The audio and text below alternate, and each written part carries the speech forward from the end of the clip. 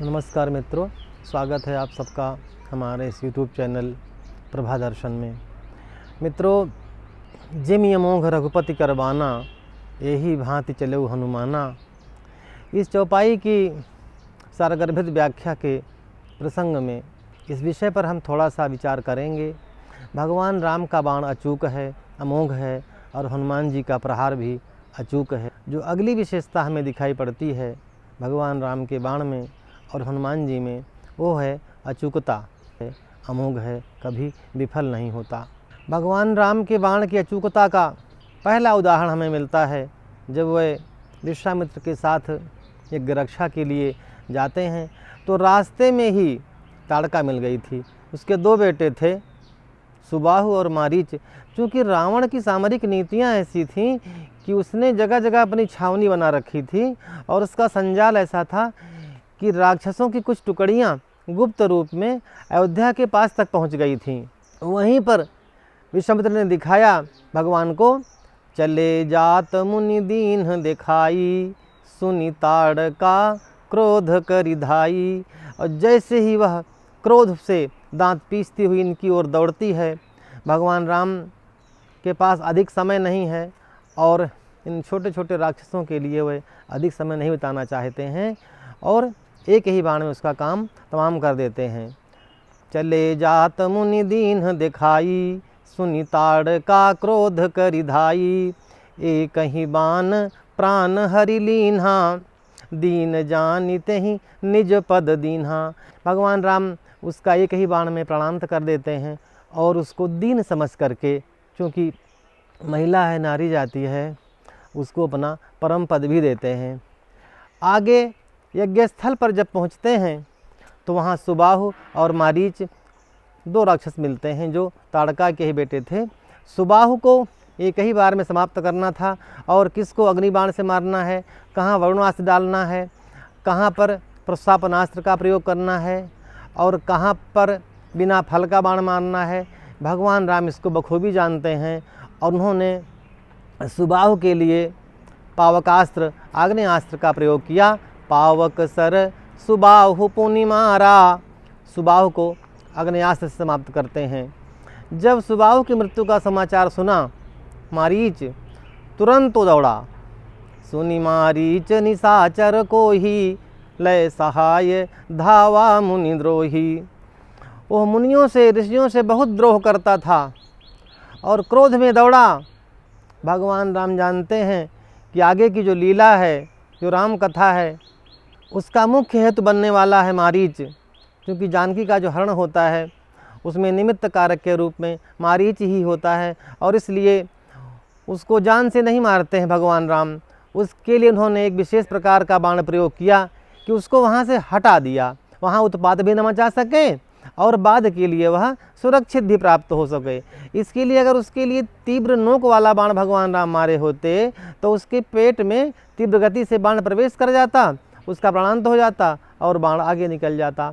लेकिन उन्होंने उसको सिर्फ ढकेल करके, पुश करके लंका तक पहुंचा दिया और इतनी शक्ति से वो बाण मारा कि सीधा 400 कोस का समुद्र पार करके वो लंका में जाकर गिरा। बिनु फर बाण, उस बाण में फल नहीं था, फल अलग से लगाया जाता है। तो बिनु फर बाण राम ते ही मारा, सत जो जन गा सागर पारा। और इस बात को वह रावण से कहता भी है। रावण जब वहाँ जाता है मारीच से मिलने कि हो कपट मृग तुम छलकारी, जही विधि हरियाणो नृपनारी। मारीच से कहा कि तुम कपटी मृग बनो, क्योंकि मारीच तरह तरह के वेश बनाना जानता था। मारीच कहता है कि अब मैं वैसा नहीं रहा जैसा मैं पहले था।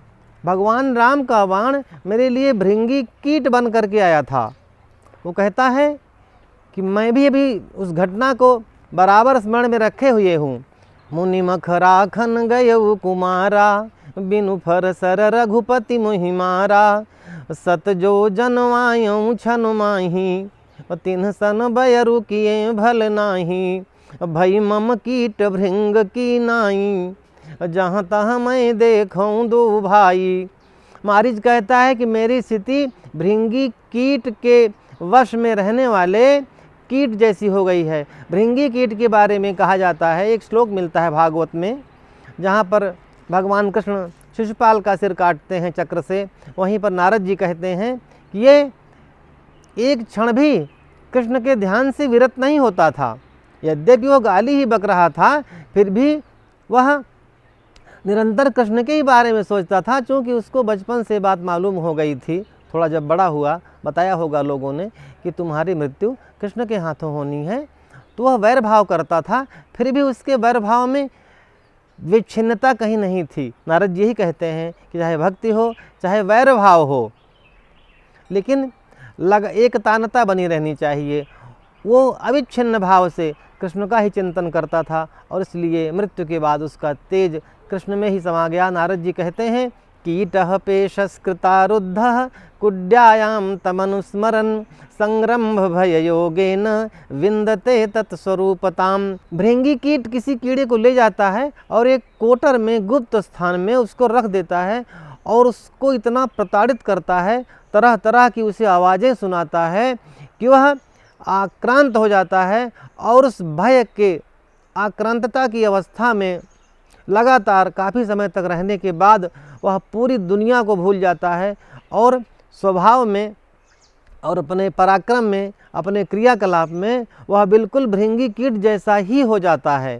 ठीक वैसी स्थिति मारीच की भी हो गई थी। उसने कहा अब मेरे अंदर निशाचर वाला गुण नहीं रहा है, अब मेरे अंदर संत स्वभाव आ गया है। भृंगी कीट जैसा, राम के बाण ने मुझे अपने जैसा ही बना लिया है। लेकिन रावण ने कहा अगर तुम मेरा काम नहीं करोगे तो मारे जाओगे, और इसलिए वो कहता है कि उभय भांति देखा निज मरना तब ताके सिर रघुनायक सरना। उसने देखा कि तो मेरी मृत्यु ही होनी है, तो ऐसा क्यों न हो कि मैं भगवान राम के हाथों मरूं। और फिर जब वो भागता है तो राम जी उसके पीछे पीछे भागते हैं और वो प्रसन्न होता है। पहले ही सोच रहा था मम पाछे धर धावत धरे सरासन बान, पुनि पुनि प्रभु ही बिलो की हूँ धन्य नमो समवान। आज मुझसे अधिक सौभाग्यशाली संसार में दूसरा नहीं है कि जब भगवान राम मेरे पीछे धनुष पर बाण चढ़ा करके दौड़ेंगे तब मैं उनको पीछे मुड़ करके बार बार देखूंगा। तो ये मारीच की कथा बड़ी सांकेतिक है, जहाँ पर वह भगवान राम के बाणों के गुणों में उस तरह से संपृक्त हो जाता है जैसे भृंगी कीट किसी अन्य कीट को अपने जैसा ही बना लेता है। आज के इस प्रसंग को यहीं पर समाप्त करते हैं। इस चौपाई की विशद व्याख्या के संबंध में आगे के वीडियोज़ आपको प्राप्त होते रहें, इसके लिए हमारे इस चैनल प्रभा दर्शन को अवश्य सब्सक्राइब करें और बेल आइकन को भी दबाएं। धन्यवाद, साधुवाद।